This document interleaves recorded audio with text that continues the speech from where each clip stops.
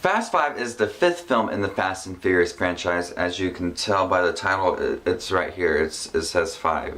You guys think it's the 5th one in the movie franchise. And takes place literally right after the events of Fast and Furious. And they are trying to break Dom out of prison and live their life on a run, I guess. And it takes them all the way to Rio. And they are being hunted by The Rock. And we get an introduction of The Rock's character Hobbs and who he's working with, and we do get the return of pretty much everybody that was ever involved in any Fast and Furious movies except for Tokyo Drift. We do get the return of Ludacris and Tyrese Gibson, who were in Too Fast, Too Furious. We do get the return of Han and Giselle from Fast and the Furious, and everybody from the Fast and the Furious, even Vince from the Fast and the Furious. You know, we completely forgot about Vince, so we gotta bring him back in this movie. And this is the best Fast and the Furious movie. This is one of my favorite films of all time, actually. It is an adrenaline pumping, crazy action film, emotional film too. And I've seen this movie 5 times in theaters, not because of the title, but just because I happened to see it 5 times. A few times actually by myself. And Fast 5 is just so crazy fun. This film took a different route with it. It didn't focus on the race scene. They were focusing on a bank heist that allowed for them to forget about what they've done and just have this money so they can live their life now as being hunted by Hobbs. And what I really like about this film, not the action and the emotion in the film, is that the cast works so well together.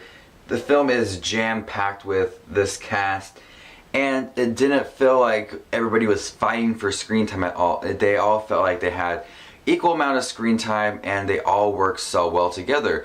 Everybody has different kind of relationships with each other. Paul Walker and Vin Diesel have this kind of brother protecting relationship, and you can tell it's there, but also when he's working with Ludacris and Tyrese Gibson is a more fun, upbeat relationship, and it kind of switches up the tone of the film. It works really well. There's a lot of great action. There are some great emotional scenes in here, with the family being torn apart, so there are a lot of great emotional scenes in here as well that mix in so well with the action scenes that were so crazy over the top that it's nothing like we've seen in any of the films before. You know, we did get some crazy stunts in the other ones, but all of the stunts in here felt really great and just way over the top. Especially them dragging a safe throughout the streets of Rio, Paul Walker and Vin Diesel jumping off a cliff and into a lake. Some of the things are just so crazy. You're like, oh my god, this is so fun. And the film is just so adrenaline pumping. There was a lot of great action, and you are on the edge of your seat, and you're just having so fun with this. And it's just like a great reunion that you've wanted to see, and you hear that, oh, Ludacris is returning, Tyrese Gibson returning, you get Paul Walker, you get Vin Diesel, you get The Rock, you get this big ass safe. Everything is so fun about this film, and that is why I love Fast 5, because of the action, the cast, the emotional scenes, and the end scene when they open up the safe and they play Don Omar's Danzan Kuduro song, if that's how you guys pronounce it. That song is like the equal to the moment in Fast and Furious with the tank rolling down and he's speeding underneath it. It gives me chills every time I see that scene with the music and everybody looking so happy, like they actually did it, they made it to this moment. I love that song, and it gives me chills every single time. So with a great soundtrack, awesome action scenes, great emotional scenes, I really did love this movie. There are only a few flaws in this film, and it's something that I can overlook. There is a scene where they have to get cars to race between this camera so they don't get seen. The scene where they're all kind of racing and they do this tight turn but they don't be seen.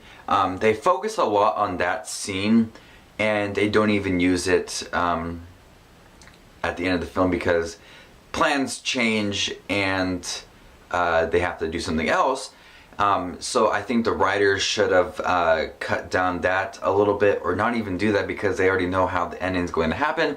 So there are a few scenes that they focused a little bit too longer on that didn't even involve in the end. So that's my flaw, and it's something I can honestly overlook with how much action there is in this film. And the intense fighting scene between Vin Diesel and The Rock was crazy intense. So I'm gonna go ahead and give Fast 5 an A+. I love this film like no other. It is my top 100 films of all time. A guilty pleasure, I guess, but I know a lot of people thought this was crazy action-packed. So this is Just Watch Movies with his review of Fast 5, and I am officially and emotionally unprepared for Furious 7, so we'll see how that one goes. So this is Just Watch Movies with his review of Fast 5, and I'll see you guys later. Bye.